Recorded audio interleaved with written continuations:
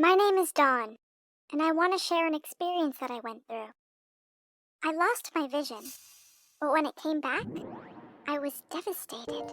You might find it weird to hear someone who used to be blind complaining about seeing again. Well, if you hear me out, you'll understand why I say that.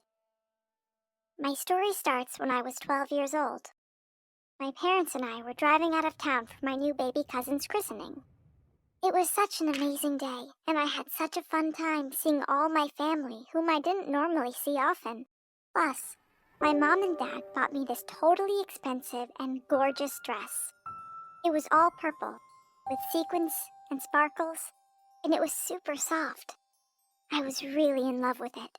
The day was great, and everyone was happy, but during the party after the christening, I went to find my mom and dad, and oh my god, they were standing outside and shouting at one another. It was so awkward and I felt so confused. Why were they fighting? I didn't want them to know I had seen them. So I ran away and hung around with my aunt and uncle for the rest of the day. When it was time to leave, my parents came and found me. They were both smiling, and it seemed like whatever was going on between them before was now over. I felt so relieved that everything was okay again. Then it happened. We were driving down the highway on our way home, and all of a sudden, bam! Another car slammed into the side of us. I don't really remember what happened very well. All I remember is that suddenly, my world went black. Apparently, another driver had merged into our lane without checking his mirrors and caused the accident. My parents and my doctor later told me I ended up in a coma for 2 weeks after the crash. Not that I remembered those weeks. When I finally did wake up, everything was still black. It was so strange. I kept blinking, but nothing appeared. It was like my eyes were staying closed even when they were wide open. I panicked and screamed. The doctors had to sedate me to get me to calm down. Eventually, after a lot of crying and confusion, I was ready to hear what was going on. The doctor told me that I had suffered a blow to my head, which had caused damage to my optic nerve, and meant I would have problems with my vision. Even then, they didn't expect me to totally lose my sight, but I did. My parents were devastated. I was devastated. It really, really sucked. Adjusting to my new world was hard. The world around me seemed the same in every way. I could still hear people talking. I could feel the bed I was sitting on. I could the jello I was given. But I saw none of it. All I saw was black. It was like the night sky was covering me all the time, except there were no stars. It was really scary at first. I had always been afraid of the dark as a child, and now darkness was my entire world. There was no nightlight I could turn on. When I left the house, I could feel the sunlight on my skin, but I couldn't see it anymore. I was sad for a really long time about it. I think it was worse for me than people who were born blind, because I knew what I was missing out on. At night, I would dream that I could see again. I would see all the beautiful flowers in the garden in their different colors. Red, blue, purple. I would see the bright blue sky.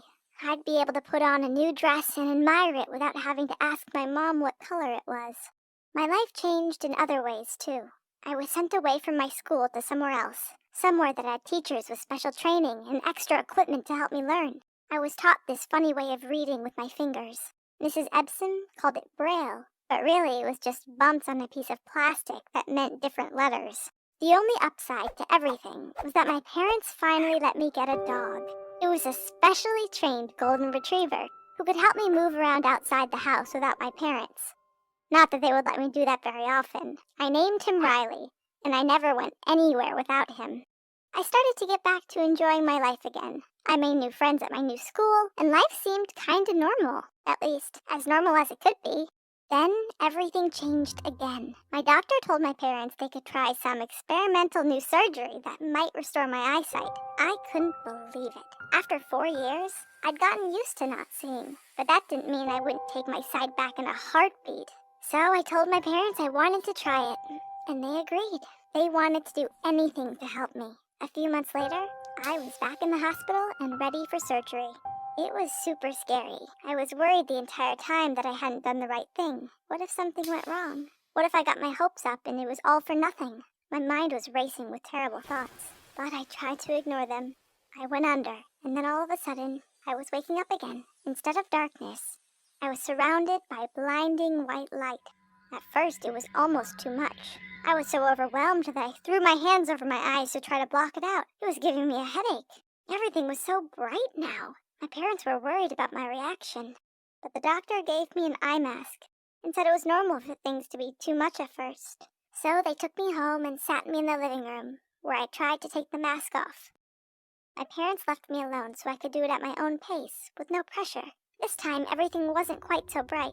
My parents had drawn the curtains and left the lights off to give me time to adjust. All I could see were shadows at first in the dim light, but slowly, everything began to take shape. I could see the fireplace in my living room for the first time in years. I cried with happiness. I couldn't help it. The surgery had worked. I had never been so overjoyed in my entire life. But as I calmed down a little, I noticed something. The living room was practically empty. All of my mom's antique collectibles that she'd kept on the mantel above the fireplace were gone. The paintings on the wall were missing too. Feeling confused, I turned my head from left to right, trying to figure out what the hell was going on. Then it hit me. They must have sold them. They must have sold things to pay for my surgery. I went into the kitchen to find them and asked them what had happened. But when I got there, I didn't think that they were my parents. I didn't recognize them at all.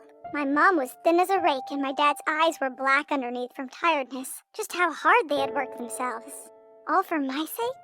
They told me that it wasn't just the surgery that was expensive. The tuition for my new school had cost them a lot, and so had my constant doctor's appointments. They had to buy books in Braille for me, and the seeing eye dog was pricey too. They had taken out a loan to cover my surgery, and would be working long hours and double shifts to pay for it. I wanted to cry again, but not from happiness this time, from guilt. I couldn't believe I had caused my parents so much pain. So I decided right then and there that I would make it up to them. I resolved to get my own part-time Saturday job as soon as my sight settled, and that's exactly what I did. The local grocery store interviewed me, and I was due for my first shift last Saturday. But when I turned up, they told me I wasn't going to be able to start. Apparently, my dad had called and told them he'd forbidden me from working there. I was more confused than ever before. Why would he do that when it meant I could help with our family's money problems? When I got home, I confronted my dad about it, and instead of being angry, he started crying. I couldn't believe it. I'd never seen my dad actually cry before. He confessed to me that on the day of the accident, he'd had one drink, a whiskey and a Coke, after his argument with my mom. He blamed himself for the accident all these years. He thought if he hadn't had that drink, he could have swerved out of the way to avoid the other driver, or done something to help me from getting hurt. I couldn't believe he'd had these feelings all these years. I hugged him close and told him that it wasn't his fault at all. It was an accident, and accidents happen. The other driver was deemed at fault by the police, and even if it was his fault, I'd forgive him because we're family.